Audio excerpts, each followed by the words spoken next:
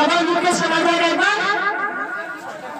Corona নার্সিংহোমে যখন আমি ভর্তি ছিলাম তখন ইউটিউব আমি পাইনি।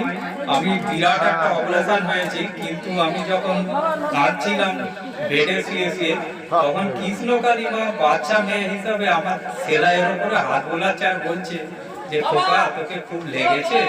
তখন আমি ভাবতাম যে কি জিনিসটা, কি বাচ্চা মেয়েটা। যখন বাড়ি গিয়ে দেখলাম আমি যে ইউটিউবটা পেয়েছি, তখন এখানে যাত্রীদের মুখের কথা শুনছি যে এরকম বাচ্চা মেয়ে হিসাবে গেছে, তখন আমি 2-3 দিন ধরে কেঁদেছি। কিন্তু ডাক্তারবাবু আমার 6 মাস রেস্ট বলেছে।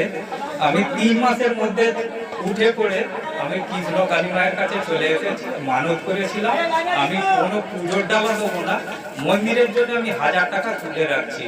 আমি 2 সপ্তাহ হলো কাজে বেরিয়ে